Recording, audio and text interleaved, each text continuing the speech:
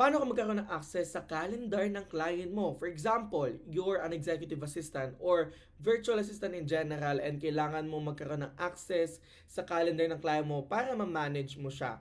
So it's, we're calling that calendar management. We're going to manage our client's calendar, ganyan. So meron kang iba't ibang ways. So one way is for your client to give you full access. Ano ba yung full access? Meaning nun is ibibigay nila sa iyo yung full credentials ng account nila. Google account nila, for example, we're using Google Calendar and they're going to give you their logins, username, email address, and also yung password.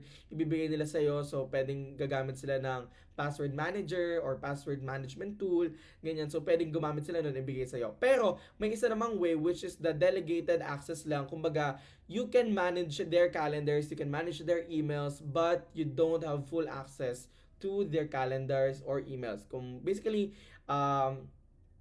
nakikita mo lang, manage mo lang, nakikita mo lang, pero hindi ka owner, hindi ka admin nung account na yun. So, paano mo gagawin yon? So, your client has options. For example, this is the client's account. So, consider natin ito na client account. Si medyo green, si client account.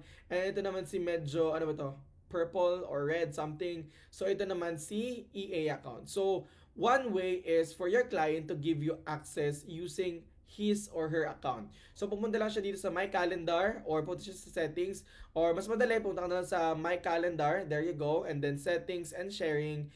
And then pupunta ka sa baba, hanapin mo tong share with specific people or groups. And then, just a disclaimer guys, I am using brian@brian.com. So, yung magkakaroon lang ng managing access or editor access sa calendar ko ay yung may brian@brian.com lang. And since we're using this at gmail.com na Brian account ko, so hindi siya magkakaroon ng manage account. So, just a sample lang guys. So, for example, ito na nga yung situation na let's assume na si brian@gmail.com ay may full access or same domain kami. Pupunta ka sa add people and then hanapin mo yung Brian. There you go.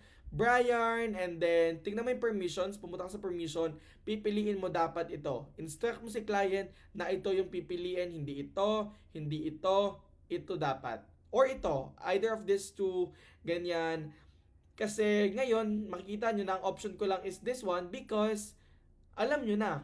Kasi ang email na ito ay brian@gmail.com. So kumbaga hindi sila same na domain. Pero let's just assume na same domain siya. So kumbaga kung pinindot natin to, ganyan. So pero ito muna pipindot natin. Send natin.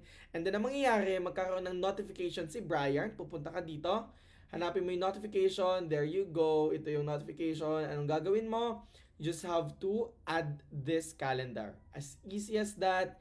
Ma-add mo na siya. There you go. Makikita mo na yan, ayun na yung status. Bakit busy? Kasi itong calendar na to, ayan na, nandito na siya guys. Nandito na siya, itong brian@brian.com, pwede mo siyang i-rename, ganyan. So punta ka dito, settings, and then i-rename mo lang yan. There you go. And then, bakit siya busy? Because nakaset to na busy. Makikita nyo na may access na siya dito. So similar lang yan.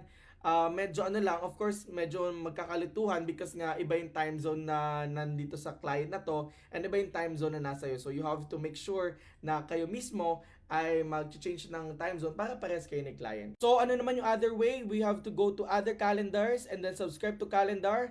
Let's go to subscribe. There you go. And then hindi dapat ganito yan since ginawa ko na kanina. Dapat ang mangyari muna is makikita nyo muna may email kay Brian. Yan, there you go. And then i-accept mo lang. Okay? Since nabigyan na kasi natin access kanina, kaya automatic na siya nag-subscribe. And then, ganun din, same lang din siya. I hope this video helped you.